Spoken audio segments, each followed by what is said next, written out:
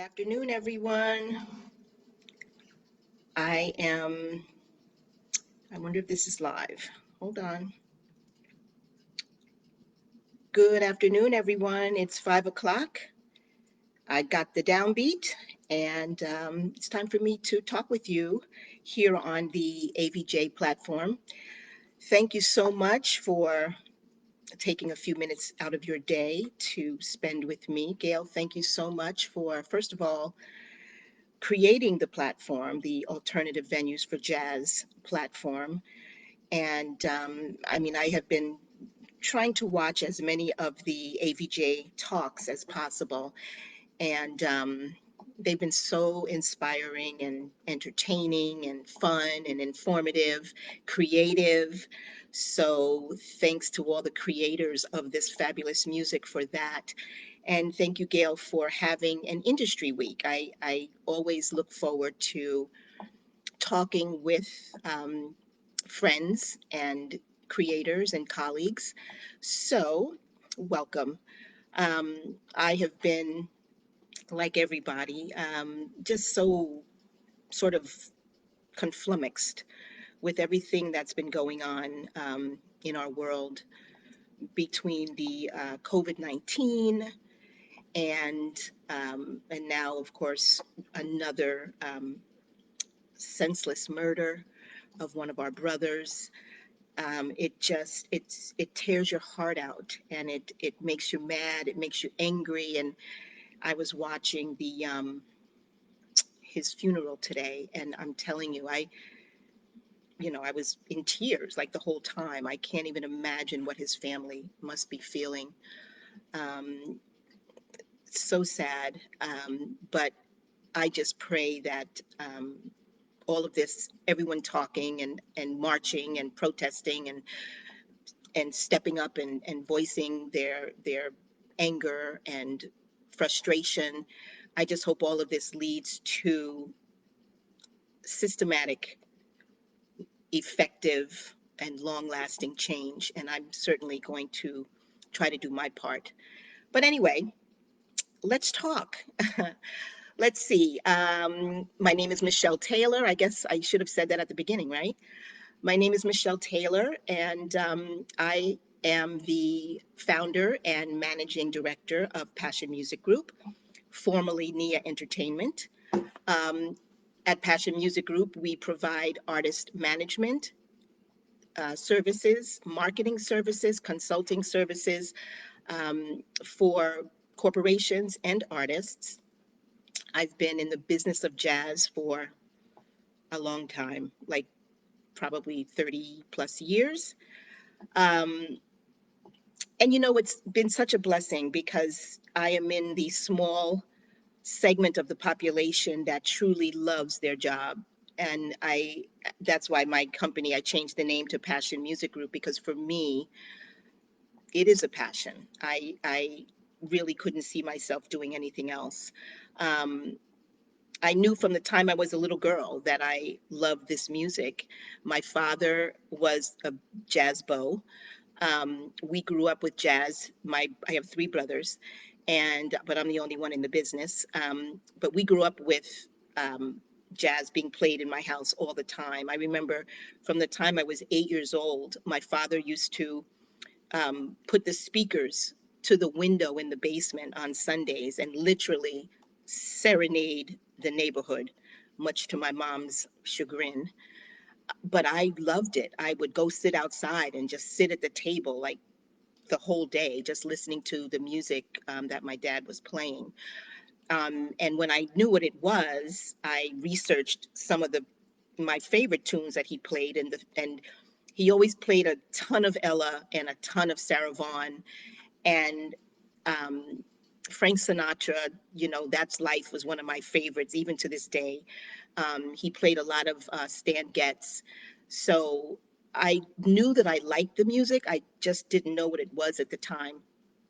And as I grew older, I even before I got into the music business, I knew that I wanted to be in the music business. I mean, I was buying and reading cover to cover Billboard magazine way before I even got into the business.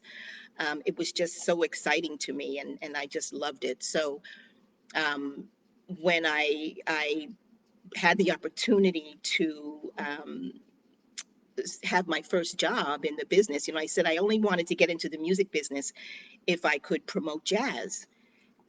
And what a blessing. My first job in the business was at Blue Note Records promoting jazz. I was an assistant at the time, and it was just the most amazing experience working with Bruce Lundvall, which, for all of those that knew Bruce Lundvall, God rest his soul, he was just a gentleman's gentleman, a real music guy, but a gentleman's gentleman. And it was such a joy working for him. And then, and I had the opportunity to work with so many amazing artists. I mean, throughout my entire career, I've had just the honor and the extreme blessing of working with so many amazing artists. I mean, at Blue Note at the time, I was working with Diane Reeves and gosh, Bobby McFerrin. There was just so many. There were just so many artists that I worked with, and I left Blue Note and went to EMI Records, and there I actually worked with Bobby McFerrin at EMI. I worked with, again, Diane, I worked with Najee, I worked with Natalie Cole. I even did some stuff for the OJs. So that was EMI. And then from EMI, see, when I came up in the business, in order to really get a position or really do well, you had to move from position to position. So I started at Blue Note, I went to EMI, and then I went to Verve, where I was the promotion manager, where I would call radio stations. That was my gig, to call radio stations and get the programmers to play some of our music. And I mean, and there I worked with Abby Lincoln and Betty Carter and Maceo Parker, the Harper brothers, Shirley Horn. I mean, it was just amazing. And it's so great because coming up in the business, when I came up in the business, excuse me, so much of what we got done was based on relationships. And that's such a big part of what's missing these days is long lasting good relationships. Everybody is electronic these days. Nobody picks up the phone and talks to people. And I I still, even to this day, even with some of the radio programmers way back then, we're still dear, dear friends. We don't see each other that often, but when we go to like Jazz Congress or some other industry event, you see people that you've been friends with for 25 and 30 years. And that's such a blessing. Hi, everyone. Hey, Lydia. Hey, Tanya. So from Verve, I went to RCA, and I was hired by, and some of you may know him. I know Gail does, and was a dear, dear friend to him. His name is Steve Backer. He's passed away quite a few years now, but he too was just amazing. And I'll never forget my interview with him. Um, he, wanted to interview me for the gig. I was going to be the director of marketing and promotion for the RCA Novus label. And he said, okay, well, let's meet at B. Smith's. This was when B. Smith's was on 8th Avenue in Manhattan. And I got to the interview, and he was sitting at the bar, and he asked me if I wanted a drink. And, I was like, this is an interview. I don't know if I should have a drink. And he's like, oh, have a drink. So I had a glass of wine. But anyway, we literally talked about Shirley Horn the whole interview. It was the stories he told. I would just sit there and listen. And of course, thankfully, I mean, I worked with Shirley Horn, so I knew a lot about her. So we probably were there 90 minutes, maybe 2 hours. And afterwards, he asked me, when could I start? So I started like the following week. And that was another opportunity that I really enjoyed. And at the time when I was at RCA, it was right at the beginning of the Young Lions run, Wynton, and, I worked with Roy Hargrove and Danilo Perez and Antonio Hart and Marcus Roberts and Delfio Marsalis. I mean, again, the opportunity was just so amazing. Um, but then that too, I moved into from the doing marketing and promotion just for jazz. I then was able to transition to becoming the head of marketing and promotion for the entire Black music division at RCA at the time. And that was um, challenging. It was great. I mean, it was again an opportunity. It helped me to broaden my horizons and work with R&B artists, hip hop artists. I mean, I was excited to work with SWV, the female trio singing group years ago that had such success. We marketed the hell out of them, and they were great, and it was just a great time.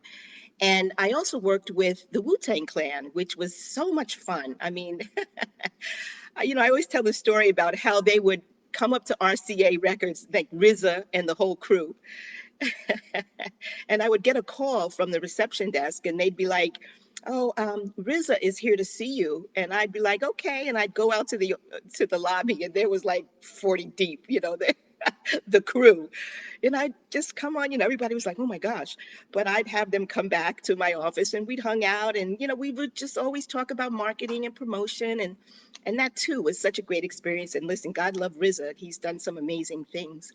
Um, so let's see, from RCA, I then found out about an opportunity at Atlantic Records. They were looking to recreate the jazz division at Atlantic, and of course, Atlantic was founded on Black music and jazz. And the jazz division had been dormant for a while. They sold their catalog crazy to Rhino Records, and so they really didn't do anything with jazz. And then Ahmet Ertegun, the founder of the label, decided that they wanted to start doing jazz again. And I heard about that opportunity, and I immediately sent my credentials, my resume, and what have you over there. And I met with, so many of you probably know, the wonderful Sylvia Rohn, who is just one of the most amazing executives in the business. She has continually broken glass ceilings and done amazing work.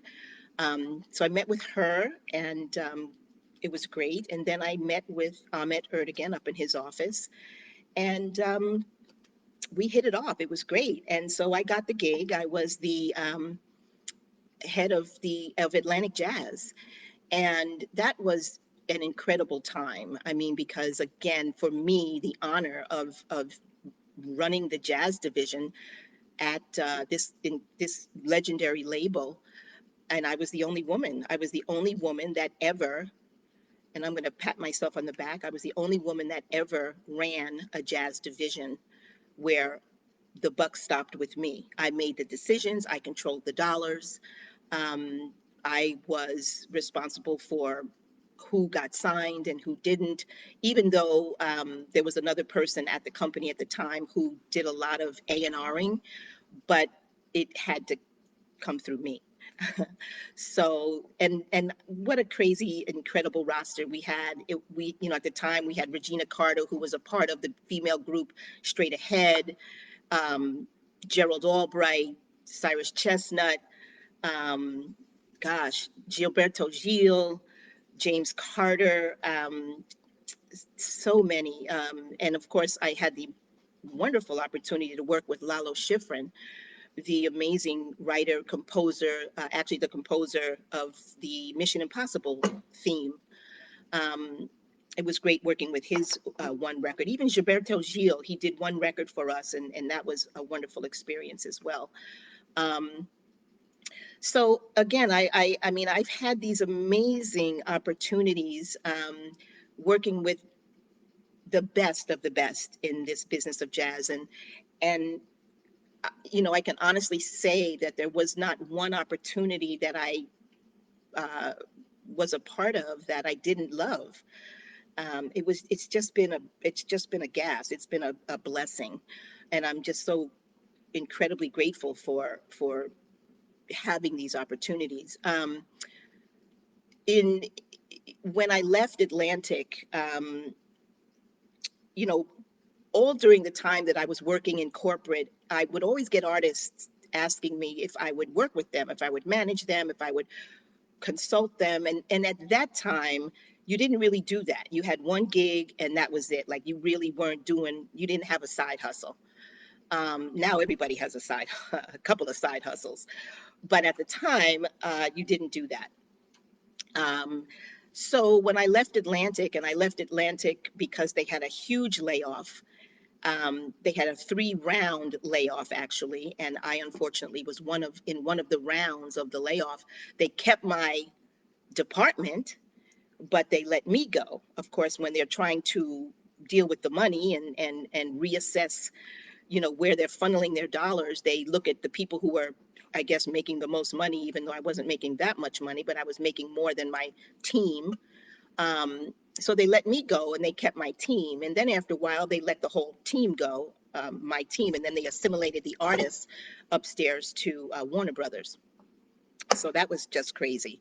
But anyway, long and short, when I left Atlantic, I found myself having the opportunity to start my own company. And I did. I mean, I literally, I literally had a credit card, and I said, okay, this is what it's going to be. I started my company with a credit card and in my apartment, in my second bedroom, and we were rolling. My first client was Craig Handy, saxophonist Craig Handy, and Regina Carter, violinist Regina Carter. And those were extraordinary times. So much fun, so much creativity. Um, I mean, I had Craig for a little while, but I had Regina. Regina and I worked together for many years, and we're still very dear friends to this day. So that was in 1996 when I founded my company, and I'm still doing it. And it's been a ride. I mean, it's been an amazing blessing. I have worked with so many amazing artists. I mean, my client roster is not only corporate. I've done a lot of corporate consulting. I've also on my management roster. I worked with Lewis Nash and Carmen Lundy and like I said, Regina Carter, Craig Handy, even Tommy Flanagan. Um, I worked with, gosh, just so many. I think I said Antonio Hart, so many. And currently, I'm working with Matthew Whitaker, piano organist Matthew Whitaker, and wonderful vocalists Lauren Talese and Vanessa Rubin. So again, I'm so honored and so blessed um, to have the opportunity to work with such great talent. I mean, there's nothing like it. Um, and, as a manager, there's so much that you do that you don't even realize you do until you stop and say, wow, okay, I did that. I remember working with Regina Carter when she performed on Paganini's violin. She did a concert. We coordinated a concert over in Genoa, Italy, and then we brought the violin over here to the United States. And the violin usually does not leave the vault over in Genoa, Italy, but twice a year, and that's for the Paganini competition. Um, and we were able to, I mean, it was a lot of work. It was 10 months worth of work, but we got the violin over here. It was a huge undertaking. I mean, I had to hire the New York City Police Department to escort the violin, and I had to fly over an entourage of, I don't know how many people, 10, 15 people, you know, create itineraries for everyone, put everybody up. It was a step-by-step thing. The violin had to be kept in a vault, and it was just an amazing experience. But we did a concert at Alice Tully Hall, sold out, standing room only, and it was amazing. So I would have to say that's probably one of my favorite projects that I worked on with Regina. Um, and again, now it's we're dealing with this industry, and we're right in the middle of this pandemic, and of course all of the other madness that we're unfortunately dealing with. And the industry, I think, is changing. Not is changing, it has changed. And I do believe that the changes are, some of them are going to be long lasting.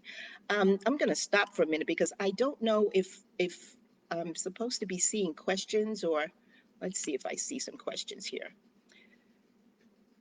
Okay. Hi, everybody. Hey, Vanessa. Hey, Gail. Hey, Jenna. Hey, Dorthon, Mother Kirk. Thank you all for joining me. That's so awesome. Um, so, hey, Pat. So many wonderful people. Wow, you guys are great. Thanks for jumping on board. Let me see if anybody has any questions. I've just been rattling off at the mouth. I really love, yeah, Steve Backer. All right, rest in peace. Absolutely, Chrissy. Thank you, Claudia. Hi, Tanya. Hey, Eugene. Hey, Lauren. Um, it's interesting. I so enjoy, you know, working with artists is it's so much fun for me. I mean, it's so much fun, and I get so much joy out of helping my artists, my clients, my partners, because actually we are partners, helping them to attain some of their professional goals. And it's about strategy, and it's about planning, and it's about trust, and it's about honesty. um, you know and for me as an artist, and it may be different for some, but for me, trust and honesty are two of the biggest things, because we spend so much time, and when you have someone that's really on board with you, the worst thing that you can do is waste their time, because time we can't get back. Whether you're managing an artist, whether you are an artist, a creator, you time is precious, and we can't get that back. So, for me, trust and honesty is so important, and respecting the time that we both put into the relationship and the projects that we're working on. During this pandemic, we of course have a lot more time, unfortunately. Um, but I just think that there's so much that can be done with it. Yes, of course, Eugene. Gary Bartz was at Atlantic as well. Fabulous, fabulous. Oh my gosh, I've had so many amazing opportunities to work with these wonderful, wonderful artists. But okay, so now we're in this pandemic, and I think it's really important that you utilize the time um, as best you can. And that doesn't necessarily mean um, always creating. If you have the opportunity and you're always creating, that's great. But also take the time, and I know I've talked to so many people that are doing this, taking the time to get in touch with who you are. This pandemic has caused an unsolicited pause. So during this pause, take the time to assess where you are in your career, assess where you want to go with your career. Take the time to find out some things about you that you may not have known. Maybe you like to cook and you never had the time to, or maybe you like to go for long walks, which I love to do, especially in nature. you know but you've never had the time to do it because you're always on the road. How many times do you complain about, I mean, I know everybody loves to perform, but the taxis, the TSA, the airlines, the missed flights, all that other craziness that goes along with the end result of performing. Sometimes we get so caught up in all of that, we don't take the time to just sit and be still. And during this time, I think that's so important, to just sit and be still and assess where you are. Um, that's very important. And I have been able to do that. And I, I, with some of the artists that I've spoken with, they have done that too, along with creating. Okay, I'm sorry. I have a question here. Vanessa, um, she says, can you talk about what invaluable services you provide for artists releasing independent projects? Oh, thanks for asking me that question. So along with management and also a part of management, help, I do release consultation. Having come through the label system, there's a lot to releasing a record.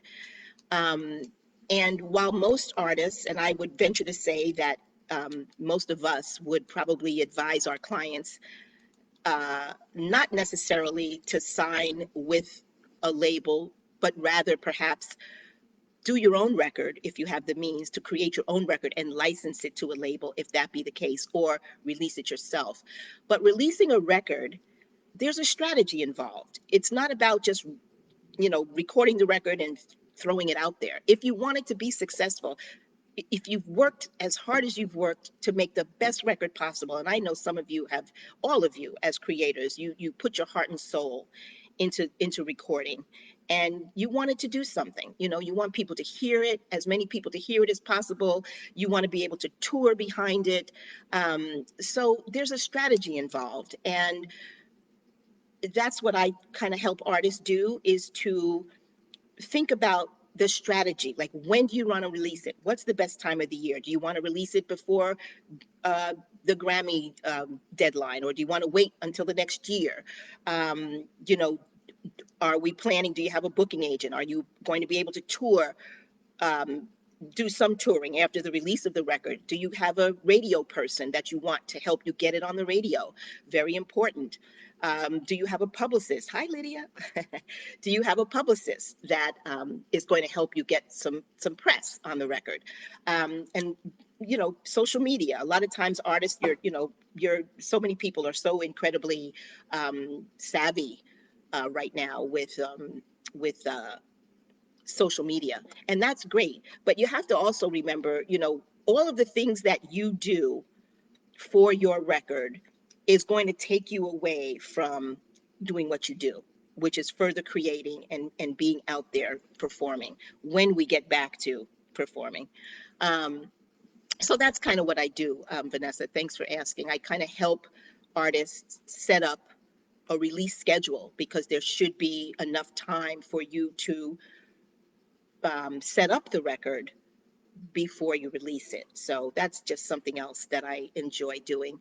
Um, it's just, there's a strategy to it all. Um, Release consultant services, yes. Thank you, Iris. What changes what changes are you seeing in the industry? Well, for one, the live streaming, that's a huge change. Um, one of the changes that happened pre-pandemic was that artists are releasing their own records. They don't necessarily need record labels anymore. I mean, record labels are great for marketing and promotion if they do what they're supposed to do. Um, they will put out the money up front. Obviously, it hits against the artist's bottom line at the end, but you do get someone else doing the marketing and promotion for you, and that can be a good thing. Um, but it's been moving more toward artists releasing their own records. With all of the technology, you can make a record that sounds amazing right in your living room, or your studio downstairs, if you have the technology. um, but with live streaming, and this is something that I'm really um, adamant about, creators, do not give your music away for free. Do not devalue your art by putting your music on someone else's platform, and they only enable you to put out a tip jar. Promotion is great, but you can't pay your rent with promotion. I am so I feel so strongly about that. If everybody is trying to figure this out, and there are a lot of presenters And I love presenters, don't get me wrong, but they're trying to figure it out. And in the meantime, they're trying to m- maintain engagement with their patrons, their supporters. They're trying to maintain engagement. So how do they do that? Well, they start doing live streams. Again, live streams are great, and some of my clients have done great live streams, but get paid. Yes, you can put out your tip jar, all good, but get paid as well.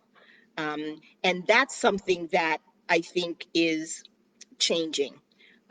We have to now develop our riders for digital performances. You have to know what you want from a technology standpoint so that you look good and you sound good when you go on these venues, platforms. But you also have to figure out what you want to make, what kind of payments you want to get. And it can't be like what you would normally get on a stage, pre-pandemic, but you should get something. And I'm already at 5:30. I am so sorry. Gosh, I've been running off at the mouth, and I know I have other questions. But anyway, there are lots of changes, like I said, and we just have to be ready to address them. We all have to be flexible with our performances, what we're charging. We have to be flexible as people start to ramp up um, next year, because most of these performances are not going to start again until next year. And as we ramp up, as everybody gets back to what life is going to be post pandemic, we have to be flexible. We have to be willing to perhaps do something that we may not have been so anxious to do prior to pandemic. But listen, I have to go. But I just want to say, create, take time to create. Um, and I'm really looking forward to a lot of great music post pandemic, you know, because even like for some of those artists that were fortunate enough to get the first inaugural Jazz Coalition grants, I'm so looking forward to hearing that music because these are important times. They are important times and they have to be documented. And, you know, like Nina Simone said, you're an artist, you have to reflect the times. So do that. I'm so looking forward to this great revolutionary music. I look forward to that. And again, everyone in these times, be kind, be kind. And guess what? Breathe, breathe. Thank you all so much. See you soon. Bye.